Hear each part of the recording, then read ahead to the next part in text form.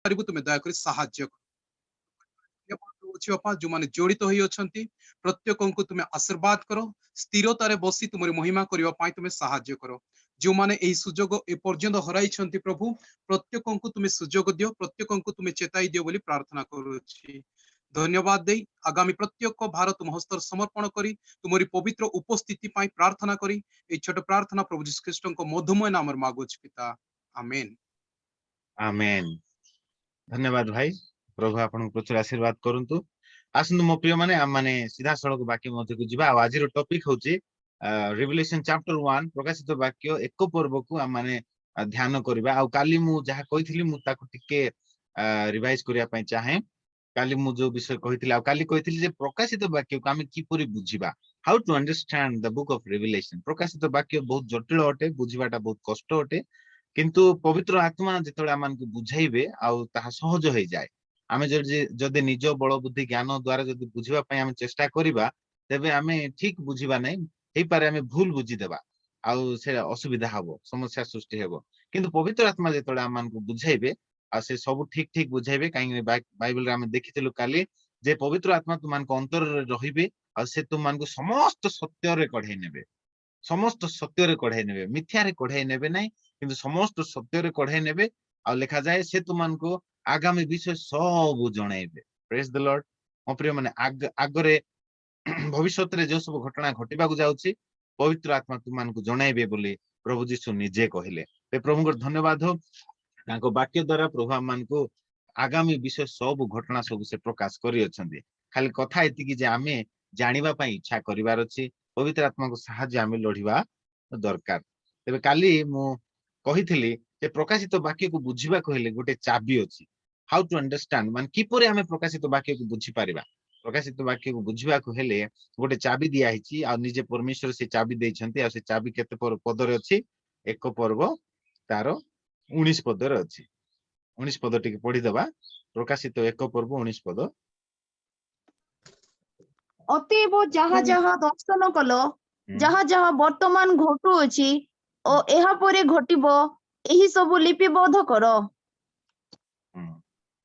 Praise the Lord hallelujah तेबे से स्थान रे लिखा जाय मो प्रिय माने जहा जहा घटू अछि जहा जहा तुमे दर्शन कलो जहा जहा वर्तमान घटू अछि आ जहा जहा एहा परे घटिबो से सब लिपिबद्ध करो तेबे देखंतु आपनकर मोबाइल रे गोटे स्क्रीन आस्थिबो एठी time line for the book of revelation बोल लिखा हिची समस्त देखि पारुचंती तो एठी आपण माने जो माने जदि चाहंती आकु सेव करिक रखिया पई आपण स्क्रीनशॉट कर दियंतु नले फोटो भी उठै दियंतु नले ग्रुप रे मु पठै देबी आ एडा मु आज सकाळे प्रस्तुत करिछि आ प्रभु मत सहाय्य करले आकु तयारी करबा पई एठी देखंतु time line for the book of revelation माने प्रकाशित वाक्य को बुझिबा पई गोटे समय रेखा अछि आ से समय रेखा निजे प्रभु यीशु दैछन कोन ना जहा तो हा तुम दर्शन कलो ए पात्म नामक द्वीप रे प्रेरित जहन शिष्य जहन कोन दर्शन कले गौरवमय यीशु को से दर्शन करूछंती माने तार जदी आमे 11 पदर पढि पढि जिबा सेठार गौरवमय यीशु को दर्शन विषय लेखा जाय तापरे से कोन कहउछंती जहा जहा वर्तमान घटो अछि अर्थात वर्तमान पृथ्वी रे मंडली अछि वर्तमान बे रैप्चर हेई नाही आ चर्च पीरियड रो समय जहा कि 2 पर्व 3 पर्व रे वर्णना करा जाय आ चर्च पीरियड एबे चाली छी किंतु आगो को गोटे एपरी घटना घटिबा को जाउछि जहा कि माने जगत को हलई देबो थरई देबो आ से घटना कोन ना रैप्चर जे आगामी भविष्यत रे घटिबा को जाउछि आ सेई पदटा हम देखिथिलो केते पद रे सेटा घटिबो 2-3 पर्व अर्थात मंडली पीरियड सरिला परे 4 पर्व एक पद रे से घटनाटी घटिबो तो प्रथमे हम देखिथिलु फर्स्ट चैप्टर कोन विजन ऑफ ग्लोरीफाइड जीसस आपण माने एठी देखि पारथिबे ए चित्र रे फर्स्ट चैप्टर रे कोन विजन ऑफ ग्लोरीफाइड जीसस गौरवमय यीशु कोर दर्शन जहा कि पास्ट घटना घटी जाइथिबा घटना आ 2-3 पर्व रे हम देखि पारबा चर्च पीरियड एबे मध्य मंडली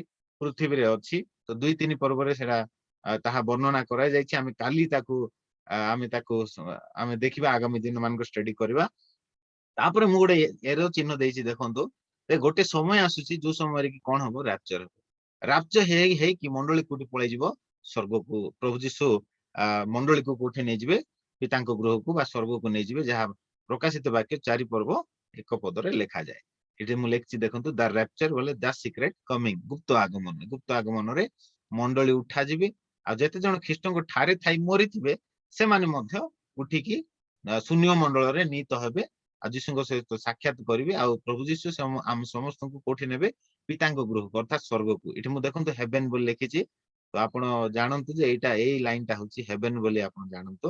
ଆଉ ଏଇଠି ଆର୍ଥ ବୋଲି ଲେଖିଛି ମୁଁ ଦେଖନ୍ତୁ, ଏଇ ଆର୍ଥ ହଉଛି କଣ, ଏଇଟା ପୃଥିବୀ ବୋଲି ଆପଣ ଜାଣନ୍ତୁ। ଠିକ ଅଛି, ତେବେ ଗୁପ୍ତ ଆଗମନ ହେଲା ପରେ ପୃଥିବୀରେ କେତେ 7 ବର୍ଷ କ୍ଲେଶ ହବ। ଏଇଠି ଦେଖନ୍ତୁ ଏଇ ମୁଣ୍ଡରୁ ଆରମ୍ଭ କରି ଏ ଯୋଉ ଘର ପୁରା ବକ୍ସ ଟା ପୁରା ହେଇଛି, ଏଇଟା ହଉଛି 7 ବର୍ଷ ଟୋଟାଲ ହେଲା। ଏଇଟା ହଉଛି 7 ବର୍ଷ ଆଉ 7 ବର୍ଷକୁ 2 ଭାଗ କରାଯାଇଛି। ଆଉ ପ୍ରଥମ ଭାଗ ହଉଛି 3 ବର୍ଷ 6 ମାସ ଆଉ ଦ୍ୱିତୀୟ ଭାଗ ହଉଛି 3 ବର୍ଷ 6 ମାସ। ଠିକ ଅଛି, ତେବେ ମୁଁ କାଲି କହିଥିଲି ପ୍ରଥମ ମୁଦ୍ରା ଯେତେବେଳେ ଭଙ୍ଗା ଯିବ, ଫାଷ୍ଟ ସିଲ୍ ଏଠି ମୁଁ ଲେଖା ହେଇଛି ଦେଖନ୍ତୁ, ପ୍ରଭୁ ଯୀଶୁ ଯେତେବେଳେ ସ୍ୱର୍ଗରେ ପ୍ରଥମ ମୁଦ୍ରା ଭାଙ୍ଗିବେ ସେତେବେଳେ ଶିଷ୍ୟ ଯୋହନ ଏକ ଦର୍ଶନ ଦେଖୁଛନ୍ତି। କଣ ସେ ଦର୍ଶନ? ଗୋଟେ ଧଳା ଘୋଡା ବାହାରୁଛି, ଯୋଉଟା କି 6 ପର୍ବ 1 ପଦରେ ଲେଖା ହେଇଛି। ଆଉ ସେ ଧଳା ଘୋଡାର ଅର୍ଥ ହଉଛି କଣ? ଶାନ୍ତି। ତ ଭଣ୍ଡ ଖ୍ରୀଷ୍ଟ ଗୁପ୍ତ ଆଗମନ ହେଲା ପରେ ପ୍ରଭୁ ଯୀଶୁ ଖ୍ରୀଷ୍ଟ ଯେତେବେଳେ ମଣ୍ଡଳୀକୁ ଉଠେଇ ନେଇଯିବେ ଆଉ ସେତେବେଳେ ଭଣ୍ଡ ଖ୍ରୀଷ୍ଟ ପ୍ରକାଶିତ ହେବ। ସେ ଭୟଙ୍କର ବଦନ ଜଣେ ବ୍ୟକ୍ତି, ସେ ନିଗୁଡ ବାକ୍ୟ ଜ୍ଞାନୀ ଆଉ ତା ହସ୍ତରେ କଣ ଛଳ ସଫଳ ହେବ, ମୁଁ କହିଥିଲି ତାହା। ଆଉ ସେ କଣ କରିବ? Peace covenant with Israel and with many nation, Daniel 9:27 ଏଇ ସବୁ ଲେଖା ହେଇଛି, ମୁଁ ରେଫରେନ୍ସ ଲେଖିଛି।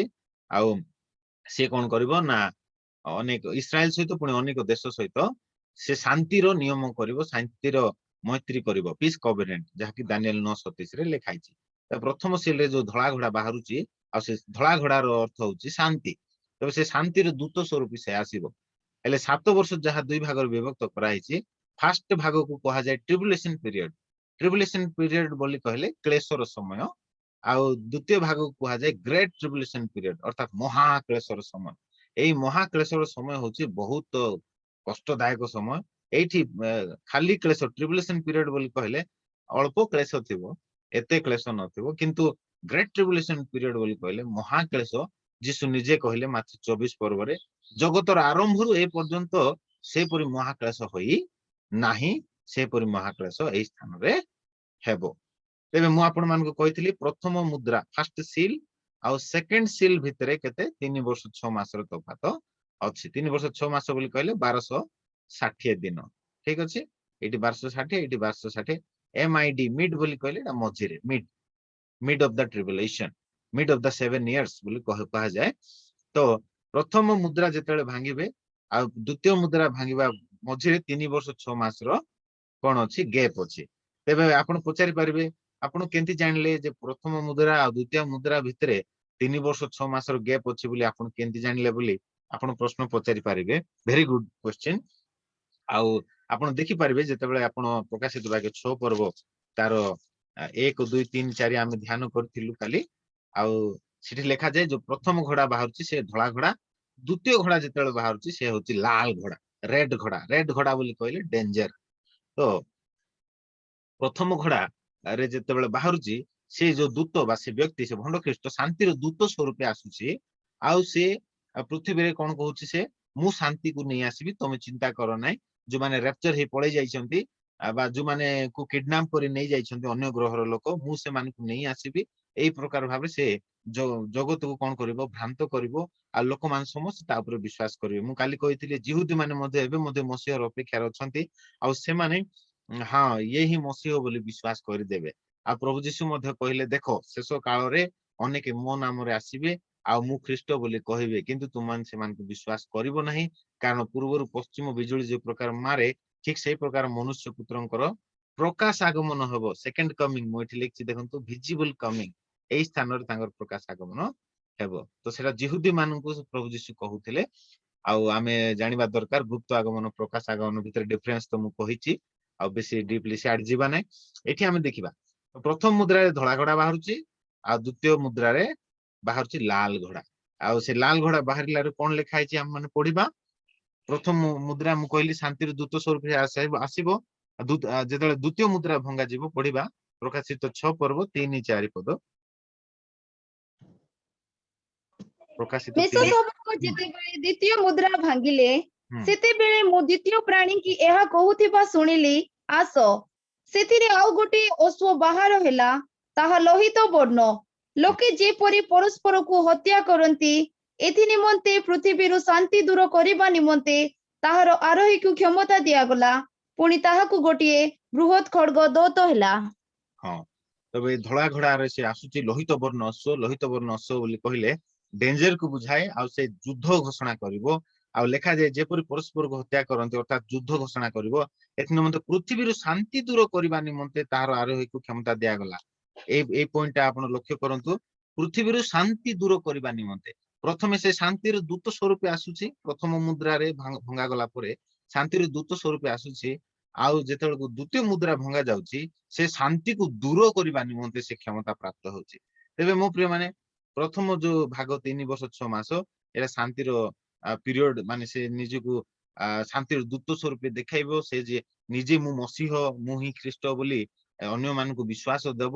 ଆଉ ଆମେ ପଢିଛୁ ପ୍ରକାଶିତ ବାକ୍ୟ 13 ପର୍ବରେ, ସେ ନାନା ଅଦ୍ଭୁତ ଚିହ୍ନ ଲକ୍ଷଣ ସାଧନ କରିବ, ଯେପରିକି ମନୋନୀତ ଲୋକେ ସୁଦ୍ଧା ଭ୍ରାନ୍ତ ହେବେ। ହଁ ହଁ, ଏ ହିଁ ମସିହ ବୋଲି ମନୋନୀତ ଲୋକ ମଧ୍ୟ କଣ ହେଇଯିବେ, ଭ୍ରାନ୍ତ ହେଇଯିବେ। କିନ୍ତୁ 3 ବର୍ଷ 6 ମାସ ଯେମିତି ପାସ୍ ହେଲା ପରେ ଯେତେବେଳେ ଦ୍ୱିତୀୟ ମୁଦ୍ରା ଭଙ୍ଗାଯିବ, ତାର ରୂପ ବଦଳିଯିବ। ପ୍ରଥମେ ସେ ଶାନ୍ତିର ଦୂତ ସ୍ୱରୂପ ଆସିଥିବ, ଆଉ ଦ୍ୱିତୀୟ ମୁଦ୍ରା ଭଙ୍ଗା ଗଲା ବେଳକୁ ସେ କମ୍ପ୍ଲିଟଲି ପରିବର୍ତ୍ତନ ହେଇଯିବ। ଆଉ ସେ କିପରି ହେବ, ସେ ଗୋଟେ ଭଣ୍ଡ ଖ୍ରୀଷ୍ଟ ତାର ଅଶ୍ଲୀ ରୂପରେ ସେ ପଳା ଆସିବ। ଆଉ ସେ ଜେରୁସାଲମର ପବିତ୍ର ସ୍ଥାନରେ ବସିକିରି ଈଶ୍ୱର ନିନ୍ଦା କରିବ। ତାହା ଆପଣ ମାନେ ଘରେ ଗଲେ ପ୍ରକାଶିତ 13 ପର୍ବରେ ପଢନ୍ତୁ। ସେ ଈଶ୍ୱର ନିନ୍ଦା କରିବ 1260 ଦିନ, ଲେଖାଯାଏ 1260 ଦିନ ପର୍ଯ୍ୟନ୍ତ ତାକୁ କଣ ଦିଆଯାଉଛି, କ୍ଷମତା ଦିଆଯାଉଛି। ପଢନ୍ତୁ 13 ପର୍ବ, ତାର ପ୍ରକାଶିତ ବାକ୍ୟ 13 ପର୍ବ ଆଉ ତାର 5 ପଦ ପଢନ୍ତୁ। ତାହାକୁ ଅହଙ୍କାର ଓ ଈଶ୍ୱର ନିନ୍ଦାର କଥା କହିବାକୁ ମୁଖ ଦିଆଗଲା, ଆଉ 42 ମାସ ପର୍ଯ୍ୟନ୍ତ କାର୍ଯ୍ୟ ସାଧନ କରିବାକୁ କ୍ଷମତା ଦିଆଗଲା। 42 ମାସ ପର୍ଯ୍ୟନ୍ତ। 42 ମାସ ବୋଲି କହିଲେ କେତେ ଦିନ ହଉଛି, 1260 ଦିନ। 42 ମାସ ବୋଲି କହିଲେ 3 ବର୍ଷ 6 ମାସ। ଆପଣ ମାନେ କାଲକୁଲେଟ କରନ୍ତୁ, 42 ମାସ ବୋଲି କହିଲେ 3 ବର୍ଷ 6 ମାସ ହଉଛି। ଠିକ ଅଛି। ଆଉ 1260 ଦିନ ମାନେ ସେଟା ହଉଛି। ଆଉ ସେତିକି ଦିନ ସେ ଈଶ୍ୱରଙ୍କ ନିନ୍ଦା କରିବା ପାଇଁ, ଅହଙ୍କାର କଥା କହିବା ପାଇଁ ତାକୁ ମୁଖ ଦିଆଯାଉ। ତ ସେ ସମୟଟା ହଉଛି ମାନେ ଏଇ ଯୋଉ ସେକେଣ୍ଡ ହାଫ, ବା ଏଇ ଯୋଉ ଦ୍ୱିତୀୟ ଭାଗର 3 ବର୍ଷ 6 ମାସ ସିଏ କ୍ଷମତା ପ୍ରାପ୍ତ ହଉଛି। ତେବେ ମୁଁ କହିବା ପାଇଁ ଚାହେଁ, ପ୍ରଥମ ମୁଦ୍ରା ଧଳା ଘୋଡା, ଦ୍ୱିତୀୟ ମୁଦ୍ରା ହଉଛି ଲାଲ ଘୋଡା। ଧଳା ଘୋଡା ଆଉ ଲାଲ ଘୋଡା ଭିତରେ 3 ବର୍ଷ 6 ମାସର ତଫାତ ରହିଛି। ତାପରେ ସେଇ ଯୋଉ ତୃତୀୟ ମୁଦ୍ରା ଯେତେବେଳେ ଭଙ୍ଗା ଯାଉଛି, ଏ ପାଖେ ଦେଖନ୍ତୁ, ତୃତୀୟ ମୁଦ୍ରାରୁ ଆରମ୍ଭ କରି ମାନେ ତାପରେ ତୁରୀ, 7ଟି ତୁରୀ, ତାପରେ 7ଟି ପାତ୍ର। ଏଠି ଦେଖନ୍ତୁ, ଏଠି ସିଲ ହଉଛି, ମାନେ କେତେ ଟୋଟାଲ 7ଟା ମୁଦ୍ରା। 7ଟା ମୁଦ୍ରା ଭଙ୍ଗା ଯିବ, 7ଟି ତୁରୀ ବଜା ଯିବ, ଆଉ 7ଟା ପାତ୍ର, ବଲ୍ସ ବୋଲି କହିଲେ 7ଟା ପାତ୍ର ଢଳା ଯିବ। ତ ଏଇ ସବୁରେ ହଉଛି ମହାକ୍ଲେଶ ମାନେ କମ୍ପ୍ଲିଟ ହେବ। ଏଇ ସବୁ ଦ୍ଵାରା ପରମେଶ୍ୱରଙ୍କ କ୍ରୋଧ, ଏଇ ପିରିୟଡରେ ପରମେଶ୍ୱରଙ୍କ କ୍ରୋଧ ମାନେ ପୃଥିବୀ ଉପରେ ବର୍ତ୍ତିବ। ଆପଣ ଯଦି ପଢିବେ ପ୍ରକାଶିତ ତାର 16 ପର୍ବ, ପ୍ରକାଶିତ 15 ପର୍ବ ତାର 1 ପଦ ଟିକେ ପଢନ୍ତୁ। ତତ୍ପରେ ମୁଁ ସ୍ୱର୍ଗରେ ଆଉ ଏକ ମହା ଅଦ୍ଭୁତ ଲକ୍ଷଣ ଦେଖିଲି। ସପ୍ତଦୂତ ସେମାନଙ୍କ ହସ୍ତରେ ସପ୍ତ କ୍ଲେଶ। ଏହା ହିଁ ଶେଷ, କାରଣ ଏହି କ୍ଲେଶ ମାନଙ୍କରେ ଈଶ୍ୱରଙ୍କ କ୍ରୋଧ ସମାପ୍ତ। ତେବେ ଏଇ ଯୋଉ ଦ୍ୱିତୀୟ, ଏଇ ଯୋଉ ହାଫ, ସେକେଣ୍ଡ ହାଫ ହଉଛି ମାନେ ମହାକ୍ଲେଶର ସମୟ। ମୁଖ୍ୟ ମାନେ ଏ ମହାକ୍ଲେଶରେ ଈଶ୍ୱରଙ୍କ କ୍ରୋଧ ବର୍ତ୍ତିବ, ତୁରୀ ବାଜୁଥିବ, ଆଉ ମହାକ୍ଲେଶ ଘଟୁଥିବ। ଇଆଡେ ପାତ୍ର ଢଳା ଯାଉଥିବ, ଆଉ ମହାକ୍ଲେଶ ଘଟୁଥିବ। ଆଉ ପ୍ରତ୍ୟେକ ପାପୀ ମାନଙ୍କ ଉପରେ ଏ ମହାକ୍ଲେଶ ଘଟିବ ମୋ ପ୍ରିୟ ମାନେ। ଆଉ କିନ୍ତୁ ଯୋଉ ଜିହୁଦୀ ମାନେ ଥିବେ, ଆଉ ଏଇ ସମୟରେ ପରିବର୍ତ୍ତନ ହେବେ। ଏଇ ସମୟରେ ପରିବର୍ତ୍ତନ ହେବା ସମୟରେ ସେମାନଙ୍କୁ ପ୍ରଭୁ ସୁରକ୍ଷା ଦେବେ। ଦେଖନ୍ତୁ ଏଠି ଗୋଟେ ମୁଁ ଲେଖିଛି, ଏଇ ଟାଇମରେ ମଧ୍ୟ ଏଇ ଯୋଉ 5 ନମ୍ବର ତୁରୀ ଆଉ 6 ନମ୍ବର ତୁରୀ ମଝିରେ 1,44,000 ଜିହୁଦୀ ମାନେ ରାପଚର ହେବେ। ଏଇ ସ୍ଥାନରେ ସେମାନେ ଆସିବେ। ଏହା ଆମେ ପରେ ବହୁତ ବିସ୍ତୀର୍ଣ୍ଣ ଭାବେ ଆମେ ଡିସ୍କସ କରିବା, ଯେତେବେଳେ ଆମେ ଧ୍ୟାନ କରିବା, ଡିସ୍କସ କରିବା। ଆଉ 2 ସାକ୍ଷୀ ସେମାନେ ମଧ୍ୟ ଏଇ ସମୟରେ କଣ ହେବେ, ସେମାନେ ରେପଚର ହେବେ। ତ ଏଇ ସ୍ଥାନରେ ମଧ୍ୟ ରେପଚର ବିଷୟରେ ମୁଁ କହିଥିଲି, 1,44,000 ଜିହୁଦୀ ରେପଚର ହେବେ, ଆଉ 2 ସାକ୍ଷୀ ମଧ୍ୟ ଭବିଷ୍ୟତରେ ରେପଚର ହେବେ କହିଥିଲି। ଆଉ ଏଇ ସ୍ଥାନରେ ସେମାନେ ରେପଚର ହେବେ। ଆଉ ଏଠି ଓଲ୍ଡ ଟେଷ୍ଟାମେଣ୍ଟ ସେଣ୍ଟସ୍ ମାନେ ଥିବେ, ପୁରାତନ ସାଧୁ ମାନେ ଯୋଉମାନେ ଯୀଶୁଙ୍କ ସହିତ ପୁନରୁତ୍ଥିତ ହେଇକି ଯାଇଛନ୍ତି ସ୍वर्ଗକୁ ସେମାନେ ଥିବେ, ଆଉ ଲୋକେ 40,000 ଜିହୁଦୀ ଥିବେ, 2 ସାକ୍ଷୀ ଥିବେ, ପୁଣି ରେପଚର ହେଇକି ଯୋଉ ମଣ୍ଡଳୀ ଯାଇଥିବେ, ସବୁ ଆମେ ମିଶିକିରି ପ୍ରକାଶ ଆଗମନରେ ଆମେ ପୁନର୍ବାର ପୃଥିବୀକୁ ଆସିବା। ଏ ଦେଖନ୍ତୁ ସେକେଣ୍ଡ କମିଂ, ଭିଜିବଲ କମିଂ ଯାହା ଲେଖାଯାଏ, ଏ ପ୍ରକାଶ ଆଗମନରେ ଆମେ ସବୁ ମିଶି ପୃଥିବୀକୁ ଆସିବା। ପୃଥିବୀକୁ ଆସିଲା ପରେ ଏଠି ହର୍ମିଗାଦନ ବୋଲି ଯୁଦ୍ଧ ହେବ, ଆଉ ଭଣ୍ଡ ଖ୍ରୀଷ୍ଟ ବିରୁଦ୍ଧରେ ଯୀଶୁ ଖ୍ରୀଷ୍ଟଙ୍କର ସୈନ୍ୟ ଦଳ ଆଉ ଭଣ୍ଡ ଖ୍ରୀଷ୍ଟର ସୈନ୍ୟ ଦଳ ସବୁ ଯୁଦ୍ଧ ହେବ। ଏସବୁ ତାପରେ 1000 ବର୍ଷ ଶାସନ ବିଷୟରେ ଏଠି ଅଛି। ତାପରେ ଜଜମେଣ୍ଟ ହବ, ଜଜମେଣ୍ଟ ହେଲା ପରେ ନୂତନ ସ୍वर्ଗ ଆଉ ନୂତନ ପୃଥିବୀ ଆଉ ଅନନ୍ତ କାଳ ରାଜ୍ୟ, ଏ ସବୁ ଆମେ ଆଲୋଚନା କରିବା। ତେବେ କାଲି ମୁଁ ଗୋଟେ ପ୍ରକାଶିତ ବାକ୍ୟକୁ ବୁଝିବା ପାଇଁ ମୁଁ ଗୋଟେ ଚାବି ଦେଇଥିଲି, ଆଉ ସେ ଚାବି ହଉଛି କୋଉଟା, 1 ପର୍ବ 19 ପଦ, ପ୍ରକାଶିତ 1 ପର୍ବ 19 ପଦ। ଆଉ 19 ପଦକୁ ଦେଖନ୍ତୁ ମୁଁ ଏଠି ଭଲରେ ବୁଝାଉଛି। ଫାର୍ଷ୍ଟ ଚାପ୍ଟର ଗଲା, ଏଇଟା ପାଷ୍ଟର, ସେକେଣ୍ଡ ଆଉ ଥାର୍ଡ ଚାପ୍ଟର ଗଲା, ଏବେ ପ୍ରେଜେଣ୍ଟ ଚର୍ଚ୍ଚ ପିରିୟଡ ଚାଲିଛି। ତାପରେ 4 ପର୍ବ 1 ପଦରୁ ଆରମ୍ଭ କରି ଏଠି ଦେଖନ୍ତୁ chapter 4 to chapter 19, chapter 4 to 19 ହଉଛି କଣ, 7 ବର୍ଷ କ୍ଲେଶର ବିଷୟ ବର୍ଣ୍ଣନା କରାଯାଇଛି। ଚାପ୍ଟର 4 ଟୁ 19 ଏଇଟା ଧ୍ୟାନରେ ରଖନ୍ତୁ। ତାପରେ ଚାପ୍ଟର 20 ଟୁ 22 ପର୍ଯ୍ୟନ୍ତ ମାନେ ଏଠି ଆମେ 1000 ବର୍ଷ ଶାସନ ବିଷୟରେ, ପୁଣି ଏଠି ଅନନ୍ତ କାଳ ରାଜ୍ୟ ବିଷୟରେ ବର୍ଣ୍ଣନା କରାଯାଇଛି। ଏପରି ଭାବରେ ଆମେ ପ୍ରକାଶିତ ବାକ୍ୟକୁ ମାନେ ଭାଗ କରିପାରିବା ଆଉ ବୁଝିପାରିବା। ହେଲେ ଏପଟର କଥା ସହଜ, କୋଉଟା 20 ପର୍ବ ଆଉ 22 ପଦ, 22 ପର୍ବ କଥା ଏ ଯାକ ଟିକେ ସହଜ ବୁଝିବା ପାଇଁ, କିନ୍ତୁ ଆଉ 1 ପର୍ବ 2-3 ପର୍ବ ବି ବୁଝିବା ପାଇଁ ସହଜ, କିନ୍ତୁ 4 ପର୍ବରୁ 19 ପର୍ବ ପର୍ଯ୍ୟନ୍ତ ବୁଝିବାଟା ବହୁତ କଷ୍ଟ। ଆଉ ଏଇ ବିଷୟକୁ ନ ବୁଝି ଲୋକମାନେ କଣ କରନ୍ତି ନା ଭୁଲ ପ୍ରଚାର କରନ୍ତି। ହେଲେ ଏଇ ଯୋଉ 4 ପର୍ବରୁ 19 ପର୍ବ ଭିତର ଘଟଣା, ଏଇଟା ଭବିଷ୍ୟତରେ ଘଟିବା ଘଟଣା, କିନ୍ତୁ କେତେ ଜଣ କହନ୍ତି ଏଇ ଘଟଣାଟା ପୁରାତନ ନିୟମରେ ଘଟି ସାରିଛି, ଏବେ ଆଉ ଘଟିବ ନାହିଁ ବୋଲି କେତେ ଜଣ କହନ୍ତି। କାହିଁକି ନା ସେମାନଙ୍କର ଷ୍ଟଡି ଅଲଗା, ଆଉ ସେଥିପାଇଁ ସେମାନେ ସେ ପ୍ରକାର କହନ୍ତି। 4 ପ୍ରକାର ଦଳ ଅଛନ୍ତି, ମୁଁ କହିଥିଲି ପ୍ରି ଟ୍ରିବୁଲେସନ ରେପଚରକୁ ବିଶ୍ୱାସ କରୁଛୁ ଆମମାନେ, କିନ୍ତୁ ସେମାନେ ମିଡ୍ ଟ୍ରିବୁଲେସନ ବୋଲେ ମଝିରେ ହିଁ ରେପଚର ହେବ ବୋଲି କେତେ ଜଣ ବିଶ୍ୱାସ କରନ୍ତି, ଆଉ କେତେ ଜଣ ରେପଚର ହେବ ନାହିଁ, ଡାଇରେକ୍ଟ ଯୀଶୁଙ୍କର ଆଗମନ ହେଲେ ଏ ପାଖରେ ରେପଚର ହେବ ବୋଲି ବିଶ୍ୱାସ କରନ୍ତି। ଏବେ ଦେଖନ୍ତୁ, ଏବେ ମନେକର ଏ ପାଖରେ ରେପଚର ହେବ ନାହିଁ, ମଣ୍ଡଳୀ କ୍ଲେଶ ଦେଇକିରି ଆସିଲା, ଏ ପାଖରେ ଯୀଶୁଙ୍କର ରେପଚର ହେବ ବୋଲି ସେମାନେ କହିବେ। ଆଚ୍ଛା, ମଣ୍ଡଳୀ ଏଠି ଉଠାଯିବେ ଆଉ ଥରେ ଏଠି ଆଗ ଆସିବେ କି? ସେମାନେ ଏଠି ଆଗ ଉଠାଯିବେ, ଏଠି ଆଗ ଆସିବେ କି? ସେମାନେ ମାନେ ସେ ଥିଓରି ମାନେ ଏତେ ଆପ୍ରୋପ୍ରିଏଟ ଥିଓରି ନାହିଁ, କିନ୍ତୁ ଏଇ ଥିଓରି ଯାହାକି ଆମେ ଆଜି ଦେଖୁଛୁ, ଆଉ ଏଇ ଥିଓରି ହଉଛି ଆପ୍ରୋପ୍ରିଏଟ ଥିଓରି। ହାଲେଲୁୟା। ତେବେ ଏଇଠି ଆମର କଣ ହବ ନା, ରେପଚର ହେଲା ପରେ 7 ବର୍ଷ ଆମେ ସ୍वर्ଗରେ ରହିବା। ପ୍ରେଜ ଦ ଲର୍ଡ। 7 ବର୍ଷ ଆମେ ସ୍वर्ଗରେ ରହିଲା ପରେ ଏଠି ପ୍ରକାଶ ଆଗମନ ହେବ। ଆମେ ସବୁ ମିଶିକିରି, ଏଠି ଯେତିକି ସାଧୁ ମାନେ ଆମେ ଥିବା, ଆମେ ସବୁ ମିଶିକି ଯୀଶୁଙ୍କ ସହିତ ପ୍ରକାଶ ଆଗମନ ହେବ। 19 ପର୍ବ ଆପଣ ମାନେ ଘରେ ଗଲେ ପଢନ୍ତୁ। ତେବେ ଏଇ ବିଷୟ ଖାଲି ମୁଁ ଆପଣ ମାନଙ୍କୁ ପ୍ରକାଶିତ ବାକ୍ୟକୁ ବୁଝିବା ପାଇଁ ଗୋଟେ ଆଇଡିଆ ଦେଲି, ବା ଗୋଟେ ଚାବି ଦେଲି, ବା ଗୋଟେ ଆଇଡିଆ ଦେଲି, କିପରି ଆମେ ପ୍ରକାଶିତ ବାକ୍ୟ ବୁଝିପାରିବା, how to understand the book of Revelation. ମୁଁ ଖାଲି ଗୋଟେ ଆଇଡିଆ ଦେଲି। ଆଉ ଏବେ ଆସନ୍ତୁ ଆମେ ଭର୍ସ ବାଇ ଭର୍ସ ଆମେ ଷ୍ଟଡି କରିବା। ଠିକ ଅଛି, ଭର୍ସ ବାଇ ଭର୍ସ ଆମେ ଷ୍ଟଡି କରିବା। ଆଉ ମୁଁ ଆପଣଙ୍କୁ ଆଉ ଗୋଟେ ବିଷୟ ଏଠି ଦେଖେଇବି, ଆଉ ଯାହା ପ୍ରଭୁ ମତେ ବନେଇବା ପାଇଁ ସାହାଯ୍ୟ କରିଛନ୍ତି, ଆଉ ସେଟା ହଉଛି ଥ୍ୟାଙ୍କ ୟୁ ଜିସସ୍। ଦେଖନ୍ତୁ, timeline of the book of Revelation of Jesus ଖ୍ରାଇଷ୍ଟ।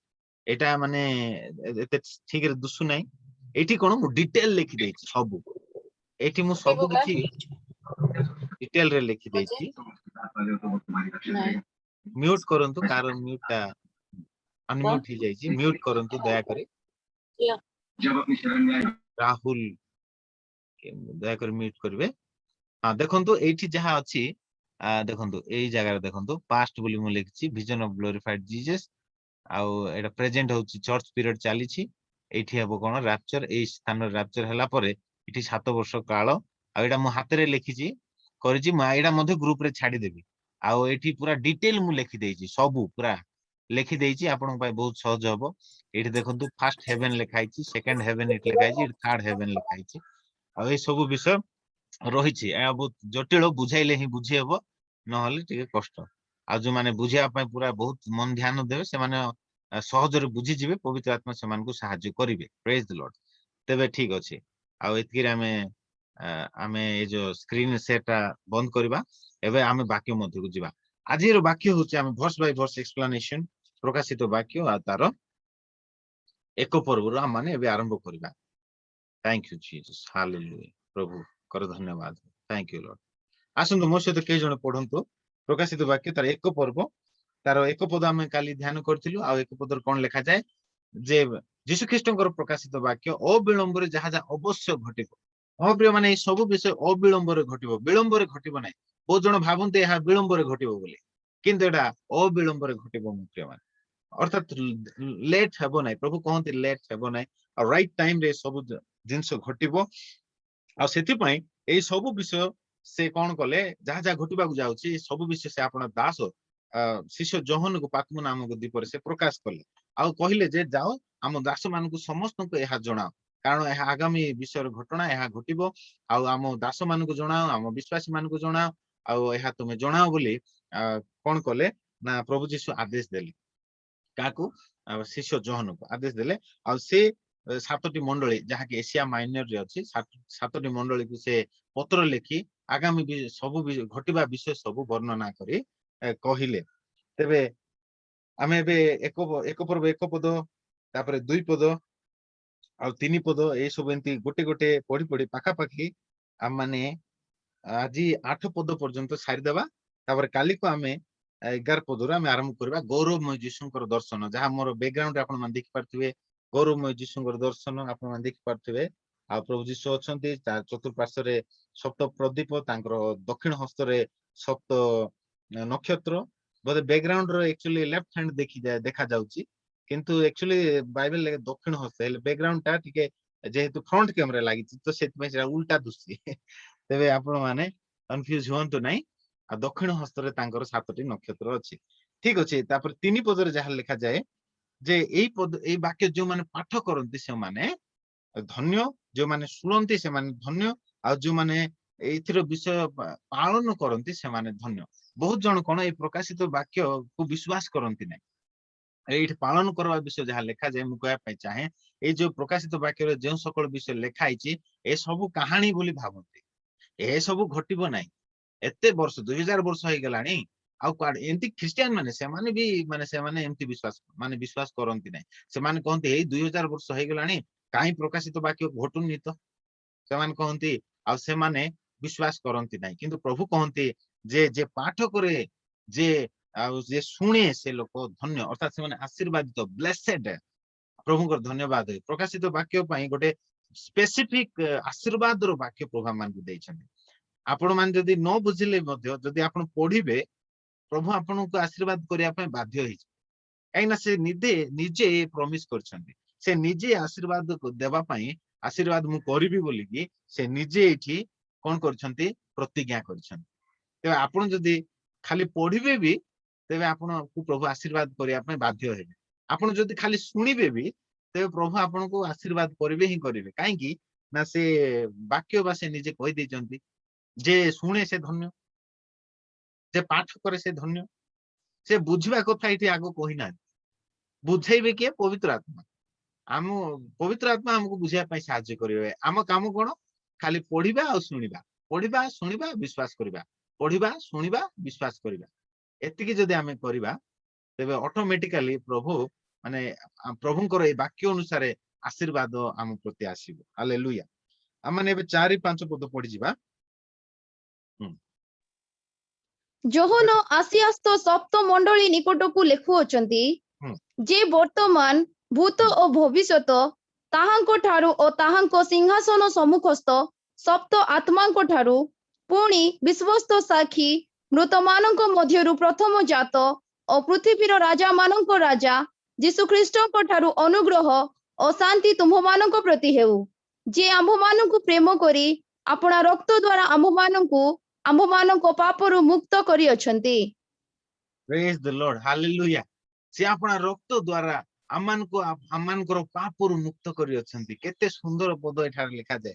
4 पदरे हम देखि पारछो आसियास्त सप्त मंडली निकटकू से लिखुचंती भूत भविष्यत जे वर्तमान भूत भविष्यत ताहांको ठारू और ताहांको सिंहासन सम्मुखस्थ सप्त आत्मांको ठारू एठी सप्त आत्मा विषय लिखा जाय द 7 स्पिरिट ऑफ गॉड परमेश्वर को सप्त आत्मा ଆଉ ସପ୍ତ ଆତ୍ମା କଣ ବୋଲି କହିଲେ କଣ परमेश्वर ସାତଟା ଆତ୍ମା ଅଛି ନା କଣ? एक्चुअली ତାହା ନୁହେଁ।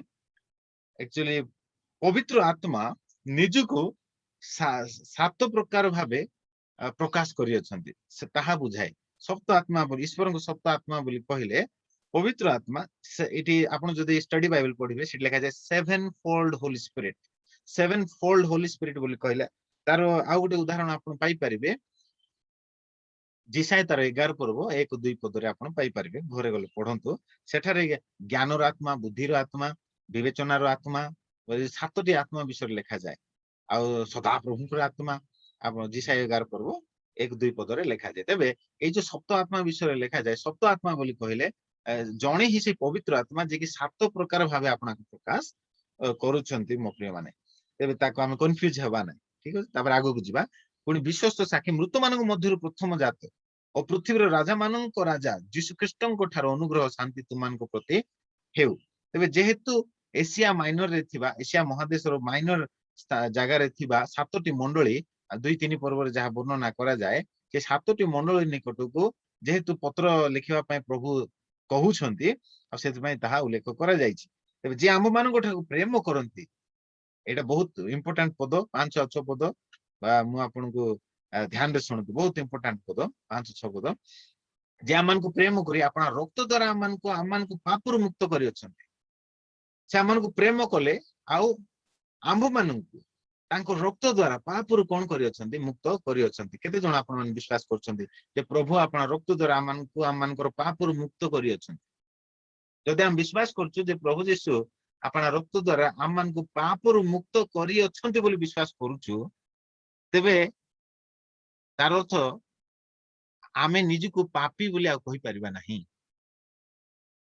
जदि हम विश्वास करूछु जे प्रभु मोर पाप को तांको ऊपर बहन करछंती मो पापरु मते मुक्त करिबा पई से निज रक्त देइछंती बोली आमे जतल विश्वास करूछु बा तांको रक्त द्वारा मो पाप को से धौत करि अछंती बोली आमे जतल विश्वास करूछु तेबे आमे जतल प्रार्थना को आपण माने बहुत जनकर प्रार्थना सुनिथिबे से माने 2 वर्ष 3 वर्ष 5 वर्ष विश्वासी हेकि थिबे हेले मध्ये से माने प्रार्थना करथिबे हे प्रभु मु पापी मते दया कर। अरे तमे कोन विश्वास करनो जे प्रभु यीशु ख्रीष्टଙ୍କ रक्त तुमर समस्त पापरु तुमको मुक्त करिछि बोली तमे विश्वास करूनो कि नाही जो विश्वास करूछि तेबे काई तो एंती उल्टा प्रार्थना को वाक्य अनुसार प्रार्थना न करे वाक्यर विपरीत प्रार्थना काई की करूछ। हां दिन थिला आमे पापी थिलु गोटे समय रे जेतला आमे यीशु को जानि नथिलु हम पापी अवस्था रे थिलु किंतु जेतला आमे यीशु को पाइलु तांको रक्त आमान को समस्त पापरु धौत आ परिष्कृत करि अछि एहा कोन हम विश्वास करूनु कि। प्रभु कहले विश्वास द्वारा तुम माने धार्मिक गणित होय अछ पूर्वे आमे पाप हेतु आमे पाप कर्म हेतु आमे पापी थिलु किंतु यीशु को ठारे विश्वास करबा द्वारा से आमान को अंधकार रु बाहर करी आलोक को आनले आ एबे धार्मिक गणित करि अछंती। तेबे आमान को प्रार्थना केनती हेबा दरकार हे प्रभु मु धन्यवाद करूची मु पाप अवस्था रे थिली किंतु तुमे मते धार्मिक गणित कलो मु एबे यीशु को ठारे धार्मिक अटे। द्वितीय कोरिन्थीय 5:21 पदर लिखा जाए जे आम माने ईश्वर को धार्मिकता अटू। हालेलुया। ते प्रार्थना करबा समय एही परि प्रार्थना करंतु मो प्रिय माने I am the righteousness of God मु ईश्वर को धार्मिक व्यक्ति अटे पूर्वे पापी थिली किंतु यीशु को ठारे विश्वास करबा द्वारा एबे मु धार्मिक व्यक्ति अटे ए परि आपण स्वीकार करि प्रार्थना करंतु वाक्य अनुसार करंतु वाक्य विपरीत करंतु नै।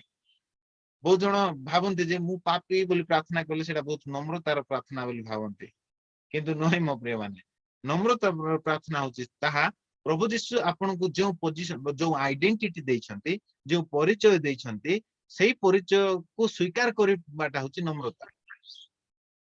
प्रभु आपन को कहंती जे तुमे होचो जगतर ज्योति बोली मन करंतु प्रभु आपन को कहंती ते आपन कोन कहबा कथा नाय प्रभु मु अंधार प्रभु एंती कहबा कथा कि बरंग आमे कोन कहबा कथा हां प्रभु मु अंधकार रे थिली किंतु तुमे जदि कहउछो तुमे जगतर ज्योति बोल जो तुमे कहउछो निश्चित रूपे प्रभु तुमे तो सर्वज्ञानी निश्चय मु जगतर ज्योति मु ताहा ग्रहण करछि। तबे हमर स्वीकार की परि हेबा दरकार हे प्रभु मु जगतर ज्योति प्रेज द लॉर्ड हालेलुया प्रभु तुमे मते जगतर ज्योति करछो हालेलुया आमे एमenti आनंद करबा दरकार प्रभु को ठारे। तापर आगो को लिखा जाए पुणी 7-6 पदरे पुणी आम मान को गोटे राजकुल करी आपना ईश्वर पितांको निकटरे जाजक स्वरूप नियुक्त करी अछंती ତାହାଙ୍କ ଗୌରବ ପରାକ୍ରମ ଯୁଗେ ଯୁଗେ ହେଉ ଆମେନ୍। ଏଇ ପଦ ଧ୍ୟାନ ରେ ଶୁଣନ୍ତୁ ମୋ ପିଲାମାନେ, ଆପଣ ମାନେ ଡେଇଁବେ, ଯୋଉଠି ବି ଅଛନ୍ତି ଆନନ୍ଦିତ ହେଇ ଡେଇଁବେ। ଧ୍ୟାନ ରେ ଶୁଣନ୍ତୁ କଣ ଲେଖାଯାଏ। ସେ ପ୍ରଥମରେ ଆମମାନଙ୍କୁ ରକ୍ତରେ ଧୌତ କରି, ଆପଣ ରକ୍ତ ଦ୍ଵାରା ଆମମାନଙ୍କୁ କଣ କଲେ, ପାପରୁ ମୁକ୍ତ କଲେ। ପାପରୁ ପ୍ରଥମେ କଣ କଲେ, ମୁକ୍ତ କଲେ। ମୁକ୍ତ କଲା ପରେ ଏଠି ଲେଖାଯାଏ ପୁଣି ଆମ ମାନଙ୍କୁ ଗୋଟେ ରାଜକୁଳ, ହାଲେଲୁୟା। ଇଂଲିଶ ରେ ଲେଖାଯାଏ ରୟାଲ ପ୍ରିଷ୍ଟ। ପ୍ରଥମ ପିତର 2:9 ମଧ୍ୟ ଲେଖାଯାଏ ସେ ଆମମାନଙ୍କୁ ଏକ ରାଜକୀୟ ଯାଜକ ବର୍ଗ, ପବିତ୍ର ଜାତି, ଈଶ୍ୱରଙ୍କ ନିଜସ୍ୱ ପ୍ରଜା ଆମକୁ କରି ଅଛନ୍ତି ବୋଲି ଲେଖାଯାଏ। ଭବିଷ୍ୟତରେ ସ୍ୱର୍ଗକୁ ଗଲେ ଆମକୁ କରିବେ, ଏ ପ୍ରକାର ଲେଖାଯାଏ ନାହିଁ। ସେ କହନ୍ତି କରି ଅଛନ୍ତି, ଏଇଠାରେ ମଧ୍ୟ ତାହା ଲେଖାଯାଏ। ପୁଣି ଆମକୁ ଗୋଟେ ରାଜକୁଳ କରିଏ, ଆପଣ ଈଶ୍ୱର ପିତାଙ୍କ ନିକଟରେ ଯାଜକ ସ୍ୱରୂପେ ନିଯୁକ୍ତ କରି ଅଛନ୍ତି, ହାଲେଲୁୟା। ଯାଜକ ସ୍ୱରୂପେ ଇଂଲିଶ ରେ ଲେଖାଯାଏ you are the royal priest. ଏ ରାଜକୁଳ ବୋଲି କହିଲେ you are king, hallelujah. English ରେ ଓଡିଆରେ ରାଜକୁଳ ବୋଲି କହିଲେ, ରାଜକୁଳ କଣ, ରାଜକୁଳ ଇଂଲିଶ ରେ ବୋଲି କହିଲେ ୟୁ ଆର୍ କିଙ୍ଗ, ହାଲେଲୁୟା। ପ୍ରଭୁ ଯୀଶୁ କହନ୍ତି ମୁଁ ତୁମକୁ ପାପରୁ ମୁକ୍ତ କରି ରାଜା କରିଛି, hallelujah. King, you are king ମୋ ପ୍ରିୟ ମାନେ। ଯଦି ପ୍ରଭୁଙ୍କ ବାକ୍ୟ କହୁଛନ୍ତି, ପ୍ରଭୁ କହନ୍ତି ତାଙ୍କ ବାକ୍ୟ ଦ୍ଵାରା ଯେ ମୁଁ ତୁମକୁ ରାଜା କରିଛି, ମୁଁ ତୁମକୁ ରାଣୀ କରିଛି। ଝିଅ ପିଲାମାନଙ୍କର ନହେଲେ ଝିଅ ପିଲାମାନେ ଦୁଃଖ ହେଇଯିବେ ନା, ଆରେ ଖାଲି ପ୍ରଭୁ ରାଜା ବୋଲି କହିଦେଲେ, ରାଜା ବୋଲି କହିଦେଲେ, ରାଣୀ କାହିଁକି କହିନାହାନ୍ତି, କୁଇନ ବୋଲି ବି କାହିଁକି କହିନାହାନ୍ତି। କୁଇନ ବୋଲି ବି ସେ କହୁଛନ୍ତି ମୋ ପ୍ରିୟମାନେ, ହାଲେଲୁୟା। ସେ ଆମମାନଙ୍କୁ ରାଜା ଆଉ ରାଣୀ କରିଛନ୍ତି। We are the sons and daughters of God, hallelujah. ଆମେ ଈଶ୍ୱରଙ୍କ ସନ୍ତାନ ଅଟୁ, ଆମେ ପୁତ୍ର ପୌତ୍ର କନ୍ୟା ମାନେ ଆମେ ଅଟୁ ମୋ ପ୍ରିୟମାନେ, ହାଲେଲୁୟା। ଆଉ ସେମାନଙ୍କୁ ରାଜା କରିଛନ୍ତି, ରାଣୀ କରିଛନ୍ତି, ପ୍ରଭୁଙ୍କର ଧନ୍ୟବାଦ। କେତେ ଜଣ ପ୍ରାର୍ଥନା କଲା ବେଳେ ଏମିତି ପ୍ରାର୍ଥନା କରିବେ, ହେ ପ୍ରଭୁ ମୁଁ ଧୂଳି ଅଟେ, ମୁଁ କୀଟ ଅଟେ, ମୁଁ କଳଙ୍କ ଅଟେ ବୋଲି ପ୍ରାର୍ଥନା କରନ୍ତି। ଆରେ ତମେ କଣ ଏଇ ବାକ୍ୟକୁ ବିଶ୍ୱାସ କରୁନାହଁ? ଆରେ ପୂର୍ବେ ସିନା ଆମେ ଧୂଳି ପରି ଥିଲୁ, ପୂର୍ବେ ଆମେ କାଦୁଅ ପାପର କାଦୁଅରେ ଥିଲୁ, ପୂର୍ବେ ଆମ ପାପ ହେତୁ ଆମେ ପ୍ରଭୁଙ୍କ ଠାରୁ ଅଲଗା ହେଇଯାଇଥିଲୁ, କିନ୍ତୁ ଏବେ ହାଲେଲୁୟା, କିନ୍ତୁ ଏବେ ସେ ଆମକୁ ନିର୍ଦ୍ଦୋଷ ନିଷ୍କଳଙ୍କ କରି ଆମକୁ ଈଶ୍ୱରଙ୍କ ସହିତ ମିଳିତ କରାଇ ଅଛନ୍ତି। କଲୋସ୍ୟ ତାର 1:21-22 ପଦ ଟିକେ ପଢନ୍ତୁ ତ। କଲୋସ୍ୟ 1:21-22।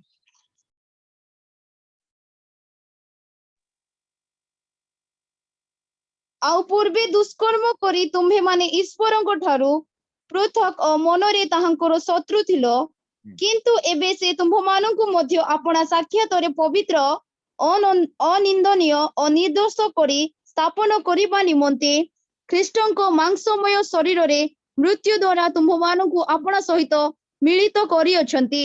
ହାଲେଲୁୟା। ଏ ପଏଣ୍ଟ କୁ ପୁରା ଭଲକି ଷ୍ଟଡି କରନ୍ତୁ, ଭେରି ଇମ୍ପୋର୍ଟାଣ୍ଟ ପଏଣ୍ଟ। କଣ ଲେଖାଯାଏ, ପୂର୍ବେ ଗୋଟେ ସମୟରେ, ଏକ ସମୟରେ ପୂର୍ବେ ତୁମେ ମାନେ ଦୁଷ୍କର୍ମ କରି ଈଶ୍ୱରଙ୍କ ଠାରୁ ପୃଥକ, ଈଶ୍ୱରଙ୍କ ଠାରୁ ଅଲଗା ହେଇଯାଇଥିଲ ଓ ମନରେ ତାହାଙ୍କର ଶତ୍ରୁ ଥିଲ। କେବେ? ପୂର୍ବେ। 22 ପଦରେ ଲେଖାଯାଏ କିନ୍ତୁ ଏବେ, ହାଲେଲୁୟା, ରାଇଟ ନାଉ, ଏବେ ଏବେ ଆମମାନେ କଣ ନା, କିନ୍ତୁ ଏବେ ସେ ତୁମମାନଙ୍କୁ ମଧ୍ୟ ଆପଣା ସାକ୍ଷାତରେ ପବିତ୍ର। ଫାର୍ଷ୍ଟ ପଏଣ୍ଟ କଣ? ପବିତ୍ର। ପୂର୍ବେ ଆମମାନେ ପାପୀ ଅବସ୍ଥାରେ ଥିଲୁ, କିନ୍ତୁ ଏବେ ପ୍ରଥମେ ସେ ଆମମାନଙ୍କୁ କଣ କରୁଛନ୍ତି? ପବିତ୍ର। 2 ନମ୍ବର ପଏଣ୍ଟ କଣ? ଅନିନ୍ଦନୀୟ, ହାଲେଲୁୟା। ସେ ଆମମାନଙ୍କୁ ନିନ୍ଦା ବି କରୁନାହାନ୍ତି ମୋ ପ୍ରିୟ ମାନେ, ଅନିନ୍ଦନୀୟ। 3 ନମ୍ବର ପଏଣ୍ଟ ନିର୍ଦ୍ଦୋଷ, ପ୍ରେଜ ଦ ଲର୍ଡ। ପବିତ୍ର। ଆପଣ ମାନେ ନିଜକୁ ଏବେ କୁହନ୍ତୁ, ପ୍ରଭୁ ମତେ ପବିତ୍ର, ଅନିନ୍ଦନୀୟ ଓ ନିର୍ଦ୍ଦୋଷ କରି ସ୍ଥାପନ କରି ଅଛନ୍ତି। ଆଉ ତାହା କରିବା ନିମନ୍ତେ ସେ କଣ କରୁଛନ୍ତି ଜାଣିଛନ୍ତି ନା? ସେ ଖ୍ରୀଷ୍ଟଙ୍କ ମାଂସମୟ ଶରୀରରେ ମୃତ୍ୟୁ ଦ୍ୱାରା ତୁମମାନଙ୍କୁ ଆପଣା ସହିତ ମିଳିତ କରିଅଛନ୍ତି। ପ୍ରଭୁ ଯୀଶୁ ଖ୍ରୀଷ୍ଟଙ୍କ ମାଂସମୟ ଶରୀରରେ ମୃତ୍ୟୁ ଦ୍ୱାରା, ମୋ ପ୍ରିୟ ମାନେ, ଆପଣ ମାନେ ଯଦି ବିଶ୍ୱାସ କରୁଛନ୍ତି ଯେ ପ୍ରଭୁ ଯୀଶୁ ଖ୍ରୀଷ୍ଟ ଆପଣଙ୍କ ପାଇଁ, ମୋ ପାଇଁ ସେ କ୍ରୁଶରେ କ୍ରୁଶାର୍ପିତ ହୋଇଛନ୍ତି, ସେ ଆପଣ ମାଂସମୟ ଶରୀରରେ ସେ ମରିଛନ୍ତି, ସେ ମୋ ପାଇଁ ସେ ନିଜର ଜୀବନ ଦେଇଛନ୍ତି, ମୋ ପାପ ସକାଶେ ସେ ଦଣ୍ଡ ଭୋଗ କରିଛନ୍ତି ବୋଲି ଯଦି ଆପଣ ବିଶ୍ୱାସ କରୁଛନ୍ତି, ତେବେ ଆପଣ ମାନେ ଏହା ବିଶ୍ୱାସ କରିବା ଦରକାର ଯେ ସେଥିପାଇଁ ବୋଲି ସେ ମତେ ପବିତ୍ର, ନିର୍ଦ୍ଦୋଷ ଆଉ ଅନିନ୍ଦନୀୟ କରି ଈଶ୍ୱରଙ୍କ ସହିତ କଣ କରୁଛନ୍ତି? ସେ ମିଳିତ କରାଇ ଅଛନ୍ତି, ହାଲେଲୁୟା। ଏଇ 4ଟା ପଏଣ୍ଟ ଆପଣ ପ୍ରେଜେଣ୍ଟ, କିନ୍ତୁ ଏବେ, ରାଇଟ ନାଉ, ଆପଣଙ୍କୁ ଯୀଶୁଙ୍କ ଠାରେ ବିଶ୍ୱାସ କରିବା ଦ୍ୱାରା ଆପଣ ନିର୍ଦ୍ଦୋଷ, ପବିତ୍ର, ନିର୍ଦ୍ଦୋଷ ଆଉ ଅନିନ୍ଦନୀୟ ଅଟନ୍ତି। ଆଉ ଖ୍ରୀଷ୍ଟଙ୍କ ଠାରୁ ଆମେ ଈଶ୍ୱରଙ୍କ ଠାରୁ ଆମେ ଦୂରରେ ଥିଲୁ, କିନ୍ତୁ ଏବେ ଆମେ ମିଳିତ ହେଇଯାଇଛୁ। ପ୍ରେଜ୍ ଦ ଲର୍ଡ। ଏହା ଲେଖିକି ରଖନ୍ତୁ ମୋ ପ୍ରିୟ ମାନେ, ଭେରି ଇମ୍ପୋର୍ଟାଣ୍ଟ। ଆଉ ସେ ଆମକୁ କଣ କରିଛନ୍ତି? ଏବେ ରାଜକୀୟ ଯାଜକ ବର୍ଗ କରିଛନ୍ତି। ପ୍ରଭୁ ଆମକୁ କହନ୍ତି ଯେ ତୁମେ ପବିତ୍ର, ଅନିନ୍ଦନୀୟ ଆଉ ନିର୍ଦ୍ଦୋଷ ବୋଲି। କିନ୍ତୁ ଆମେ ବେଳେ ବେଳେ ପ୍ରାର୍ଥନା କଲା ବେଳେ କଣ କହୁଛୁ? ହେ ପ୍ରଭୁ, ମୁଁ ପାପୀ, ମୁଁ ବହୁତ ମାନେ ଦୁର୍ଦାନ୍ତ ପାପୀ, ଏ ପ୍ରକାର ଆମେ କହିଥାଉ। କିନ୍ତୁ ପ୍ରଭୁ କହନ୍ତି, ଆରେ ପାପୀ ତୁ ପୂର୍ବେ ଥିଲୁ, କିନ୍ତୁ ଏବେ ବିଶ୍ୱାସ କରିବା ଦ୍ଵାରା ମୁଁ ତତେ ପବିତ୍ର, ନିର୍ଦ୍ଦୋଷ ଆଉ ଅନିନ୍ଦନୀୟ କରିଅଛି ରେ ବାବୁ, ଗ୍ରହଣ କରେ। ନାଇଁ ପ୍ରଭୁ, ମୋ ପାପ ଏତେ ବଡ ଯେ ଆଉ ସେଟା କ୍ଷମା ହେଲା ପରି ଲାଗୁନାହିଁ ପ୍ରଭୁ, ମୁଁ ଏବେ ବି ପାପୀ। ଏ ପ୍ରକାର ସ୍ୱୀକାର କରନ୍ତି ବହୁତ ଜଣ। ଜଣକୁ ମୁଁ କହିଲି, ଭାଇ ତମେ ଯୀଶୁଙ୍କ ଠାରେ ବିଶ୍ୱାସ କରିବା ଦ୍ଵାରା ତମେ ଈଶ୍ୱରଙ୍କର ନିଜସ୍ୱ ପ୍ରଜା, ପବିତ୍ର ଜାତି, ରାଜକୀୟ ଯାଜକ ବର୍ଗ ହେଇଛ ଭାଇ ବୋଲି କହିଲାରୁ ସେ କହିଲେ, ନାଇଁ ଭାଇ ମୁଁ ବଡ ପାପୀ, ଏ ଜଗତର ସବୁଠାରୁ ବଡ ପାପୀ ମୁଁ। ହଁ, ସବୁଠାରୁ ବଡ ପାପୀ, ଆମେ ତ ସବୁଠାରୁ ବଡ ପାପୀ, କିନ୍ତୁ ଯୀଶୁଙ୍କ ଠାରେ ବିଶ୍ୱାସ କରିବା ଦ୍ଵାରା ସେ ଆମକୁ ଧାର୍ମିକ ଗଣିତ କରିଛନ୍ତି। ତେବେ ଆଜି ମଧ୍ୟ ବହୁତ ଜଣ ତାକୁ ଗ୍ରହଣ କରିପାରୁନାହାନ୍ତି ସେଇ ବାକ୍ୟକୁ, ଯେ ରାଇଟ୍ ନାଉ ମୋର ଷ୍ଟେଟ୍, ମୋର ପୋଜିସନ, ମୋର ପ୍ରଭୁ ମତେ ଚେଞ୍ଜ କରିଦେଇছে, ମତେ ସ୍ଥାନାନ୍ତରିତ କରିଅଛନ୍ତି। ଅନ୍ଧକାର ଥିଲି, ଏବେ ଆଲୋକ ରାଜ୍ୟକୁ ଅଛି। ଆଗରେ ଈଶ୍ୱରଙ୍କ ସନ୍ତାନ ହେବାର ଅଧିକାର ପାଇନଥିଲି, ଏବେ ଅଧିକାର ପାଇଛି। ମୋ ପ୍ରିୟ ମାନେ, ଏହା ଆମେ ସ୍ୱୀକାର କରିବା ଦରକାର। ତେବେ ପ୍ରକାଶିତ ବାକ୍ୟ ଆମେ ଯାହା ପଢୁଛୁ, ଭର୍ସ ବାଇ ଭର୍ସ ଏକ୍ସପ୍ଲାନେସନ ରେ ଆମେ ଯାଉଛୁ, ଭର୍ସ ବାଇ ଭର୍ସ ଆମେ ଷ୍ଟଡି କରୁଛୁ ଏବେ ମୋ ପ୍ରିୟ ମାନେ। ତ 1 ପର୍ବ 6 ପଦରେ ସେ କହୁଛନ୍ତି, ତୁମେ ହଉଛ ରାଜକୁଳ, ୟୁ ଆର୍ କିଙ୍ଗ ବୋଲି ଲେଖାଯାଏ। ସମସ୍ତେ ଏବେ ନିଜ ହାତରେ, ନିଜ ଛାତିରେ ଗୋଟେ ହାତ ଦେଇ କୁହନ୍ତୁ, ଆଇ ଆମ୍ କିଙ୍ଗ ବୋଲି। ଆଉ ଭଉଣୀ ମାନେ କୁହନ୍ତୁ, ଆଇ ଆମ୍ କ୍ୱିନ୍। ହାଲେଲୁୟା, ପ୍ରଭୁଙ୍କର ଧନ୍ୟବାଦ। ମୁଁ ଭାବୁଛି ସମସ୍ତେ କହୁଥିବେ, ପ୍ରେଜ୍ ଦ ଲର୍ଡ। ତାପରେ ଲେଖାଯାଏ, ପିତାଙ୍କ ନିକଟରେ ଯାଜକ ସ୍ୱରୂପେ ନିଯୁକ୍ତ କରିଅଛନ୍ତି। ପ୍ରେଜ୍ ଦ ଲର୍ଡ। ସ୍ୱର୍ଗକୁ ଗଲେ ଯାଜକ ସ୍ୱରୂପେ ନିଯୁକ୍ତ କରିବେ ବୋଲି ଲେଖାଯାଇଛି କି ନାଇଁ? ଏବେ ରାଇଟ୍ ନାଉ, ଏବେ ସେ ଆମକୁ ଯାଜକ ସ୍ୱରୂପେ ନିଯୁକ୍ତ କରିଅଛନ୍ତି। କୁହନ୍ତୁ, ସମସ୍ତେ କୁହନ୍ତୁ, ମୁଁ ହଉଛି ଯାଜକ। I am A priest, I am royal priest. ପ୍ରଥମ ପିତର 2:9 ଲେଖାଯାଏ, ରାଜକୀୟ ଯାଜକ ବର୍ଗ। ଆମମାନେ ସମସ୍ତେ ରାଜକୀୟ ଯାଜକ ବର୍ଗ ଅଟୁ ମୋ ପ୍ରିୟ ମାନେ। ଆପଣ ମାନେ ଛାତିରେ ହାତ ଦେଇ କୁହନ୍ତୁ, ଆଇ ଆମ୍ ରୟାଲ ପ୍ରିଷ୍ଟ। ପ୍ରେଜ୍ ଦ Lord. I am a king, I am a royal priest. I am a king, I am a royal priest. ଆଉ ଲେଡିସ୍ ମାନେ କୁହନ୍ତୁ, I am queen, I am royal priest. Praise the Lord. Hallelujah. ପ୍ରଭୁଙ୍କର ମହିମା ହଉ। ଦେଖନ୍ତୁ, ଏତେ ବଡ position ପ୍ରଭୁ ଆମମାନଙ୍କୁ ଦଉଛନ୍ତି। ତାଙ୍କଠାରୁ ବିଶ୍ୱାସ କରିବା ଦ୍ଵାରା ସେ ଆମକୁ ତାଙ୍କ ରକ୍ତ ଦ୍ଵାରା ଧୌତ କରି ଆମକୁ ସେ ପାପରୁ ମୁକ୍ତ କରୁଛନ୍ତି ପ୍ରଥମେ। ତାପରେ ଆମମାନଙ୍କୁ ରାଜକୁଳ ମାନେ ଆଉ ଯାଜକ ବର୍ଗ କରୁଛନ୍ତି। ସେ ଆମକୁ ରାଜା, କିଙ୍ଗ ଆଉ କ୍ୱିନ୍ କରୁଛନ୍ତି। ଆଉ ସେ ଆମକୁ ରୟାଲ ପ୍ରିଷ୍ଟ କରୁଛନ୍ତି। ତେବେ ପ୍ରାର୍ଥନା କଲା ବେଳେ ଆହୁରି କୁହନ୍ତୁ ନାହିଁ ଯେ, ହେ ପ୍ରଭୁ ମୁଁ ଦିନହୀନ ପାପୀ, ମତେ ଦୟା କର। ନାଇଁ, ଏଇ ବାକ୍ୟ ଅନୁସାରେ ପ୍ରାର୍ଥନା କରନ୍ତୁ। କୁହନ୍ତୁ, ହେ ପ୍ରଭୁ ମୁଁ ଦିନହୀନ ପାପୀ ଥିଲି, କିନ୍ତୁ ତୁମେ ମତେ ପ୍ରେମ କରି ଆପଣ ରକ୍ତ ଦ୍ଵାରା ମତେ ପାପରୁ ମୁକ୍ତ କରିଅଛ, ଆଉ ମତେ ରାଜକୀୟ ଯାଜକ ବର୍ଗ କରିଅଛ। I am a king, I am a queen, I am a royal priest. Hallelujah. ଏମିତି ପ୍ରାର୍ଥନା କରନ୍ତୁ। ପ୍ରଭୁ ଧନ୍ୟବାଦ, ସେଥିପାଇଁ ପ୍ରଭୁଙ୍କୁ ଧନ୍ୟବାଦ। କୁହନ୍ତୁ, ଆଇ ଆମ୍ ଦ ରାଇଚିୟସନେସ୍ ଅଫ ଗଡ, ମୁଁ ଈଶ୍ୱରଙ୍କ ଧାର୍ମିକତା ଅଟେ। এই ପ୍ରକାର ଆପଣ ମାନେ ମୁଖରୁ ସ୍ୱୀକାର କରନ୍ତୁ ମୋ ପ୍ରିୟ ମାନେ। ପ୍ରେଜ୍ ଦ ଲର୍ଡ, ହାଲେଲୁୟା। ତାପରେ ଆମେ ମାନେ ଆଗକୁ ଦେଖିବା। ତେବେ ଆମେ ଗୌରବ ପରାକ୍ରମ ଯୁଗେ ଯୁଗେ ତାଙ୍କର ହେଉ, ଆମେନ୍। 7 ପଦରେ ଲେଖାଯାଏ, ଦେଖ ସେ ମେଘମାଳାରେ ଆଗମନ କରୁଅଛନ୍ତି, ପ୍ରତ୍ୟେକ ଚକ୍ଷୁ ତାହାଙ୍କୁ ଦର୍ଶନ କରିବ, ଯେଉଁମାନେ ତାହାଙ୍କୁ ବିନ୍ଧିଥିଲେ ସେମାନେ ମଧ୍ୟ ଦର୍ଶନ କରିବେ, ଆଉ ପୃଥିବୀର ସମସ୍ତ ଗୋଷ୍ଠୀ ତାହାଙ୍କ ଆଗମନ ସକାଶେ କଣ କରିବେ? ବିଳାପ କରିବେ। ମୋ ପ୍ରିୟ ମାନେ, ଏଇ ଯୋଉ ପଦ ଲେଖା ହେଇଛି, ଯୀଶୁଙ୍କର ପ୍ରକାଶ ଆଗମନ ସମୟରେ ସମସ୍ତେ ଯୀଶୁଙ୍କୁ ଦେଖିବେ। ମୁଁ କହିଥିଲି, ଗୁପ୍ତ ଆଗମନ ସମୟରେ କେବଳ ବିଶ୍ୱାସୀ ମାନେ ହିଁ ଯେ ତୁରୀକୁ ଶୁଣିବେ ଆଉ ଯୀଶୁଙ୍କୁ ଦେଖିପାରିବେ, କିନ୍ତୁ ପ୍ରକାଶ ଆଗମନ ସମୟରେ ପ୍ରତ୍ୟେକ ଚକ୍ଷୁ ତାହାଙ୍କୁ ଦେଖିବ। ଏଠାରେ ଲେଖାଯାଏ, ସେ ମେଘମାଳାରେ ଆଗମନ କରୁଛନ୍ତି, ପ୍ରତ୍ୟେକ ଚକ୍ଷୁ ତାହାଙ୍କୁ ଦର୍ଶନ କରିବ, ଯେଉଁମାନେ ତାଙ୍କୁ ବିନ୍ଧିଥିଲେ, ଅର୍ଥାତ ପ୍ରତ୍ୟେକ ଜିହୁଦୀ ମାନଙ୍କୁ ତାହା ବୁଝାଏ। ଜିହୁଦୀ ମାନେ ଯୀଶୁଙ୍କୁ କ୍ରୁଶରେ ଚଢେଇଥିଲେ, ରୋମିଓ ମାନେ ତାଙ୍କୁ ଚଢେଇଥିଲେ, ଆଉ ସେମାନେ ମଧ୍ୟ ଦେଖିବେ। ସେମାନେ ମଧ୍ୟ ଯୀଶୁଙ୍କୁ ପ୍ରକାଶ ଆଗମନରେ ସେମାନେ ଦର୍ଶନ କରିବେ, ଆଉ ପୃଥିବୀର ସମସ୍ତ ଗୋଷ୍ଠୀ ତାହାଙ୍କ ଆଗମନ ସକାଶେ ବିଳାପ କରିବେ। ପୃଥିବୀର ସମସ୍ତ ଗୋଷ୍ଠୀ। ସେଇ ସମୟରେ 7 ବର୍ଷ କ୍ଲେଶର ସମୟ ଏମିତି ଚାଲିଥିବ। 7 ବର୍ଷ କ୍ଲେଶର ସମୟ ସରିଲା ଉତ୍ତାରେ ପ୍ରଭୁଙ୍କର ଯେତେବେଳେ ପ୍ରକାଶ ଆଗମନ ହବ, ମୁଁ କହିଥିଲି ପ୍ରଭୁ ଯୀଶୁ ଧଳା ଘୋଡାରେ ଆସିବେ। ପ୍ରକାଶ ଆଗମନ 19 ପର୍ବରେ ଲେଖାଯାଏ, ପ୍ରକାଶିତ 19 ପର୍ବ 11 ପଦରେ ଲେଖାଯାଏ, ଆପଣ ମାନେ ପଢନ୍ତୁ। ସେ ଧଳା ଘୋଡାରେ ଆସିବେ, ତାଙ୍କର ପଛରେ ଅୟୁତ ସାଧୁ ଗଣ ତାଙ୍କର ପଛରେ ଆସିବେ, ଆମ ମାନେ ତାଙ୍କ ସହିତ ଆସୁଥିବା ଆଉ ପୃଥିବୀର ସମସ୍ତ ଗୋଷ୍ଠୀ ନିଜ ଚକ୍ଷୁରେ ତାହା ଦେଖିବେ।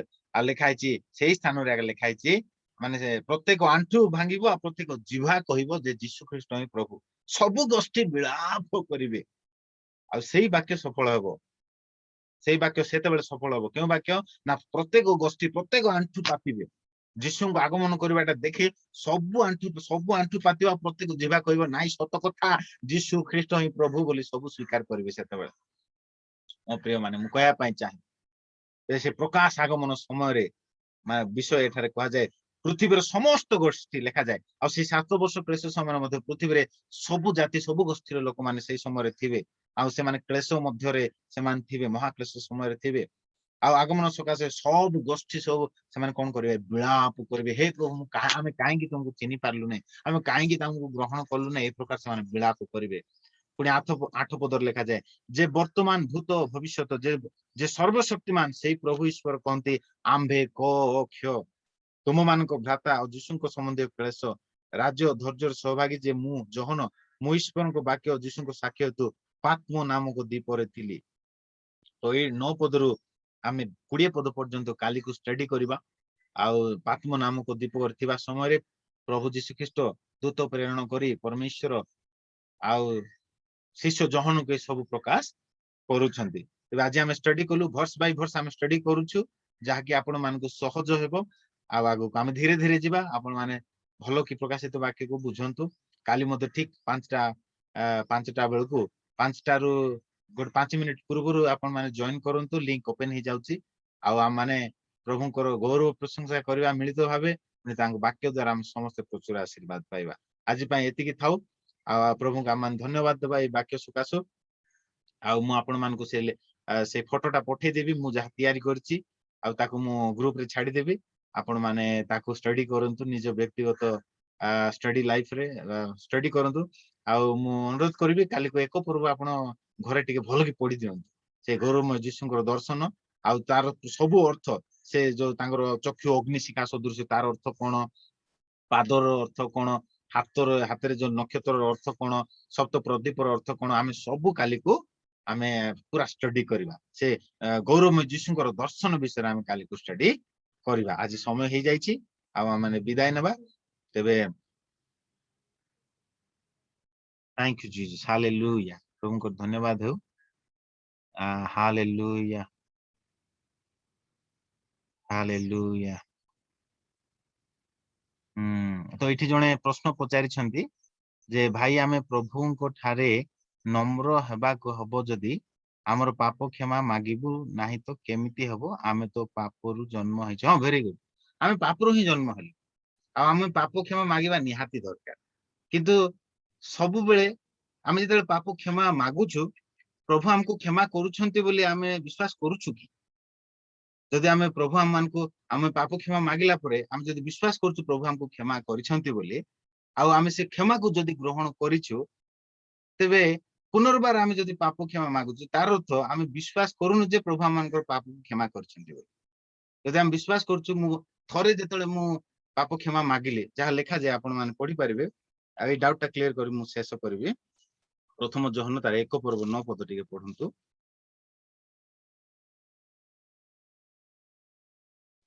ପ୍ରଥମ ଯୋହନ 1 ପର୍ବ 9 ପଦ।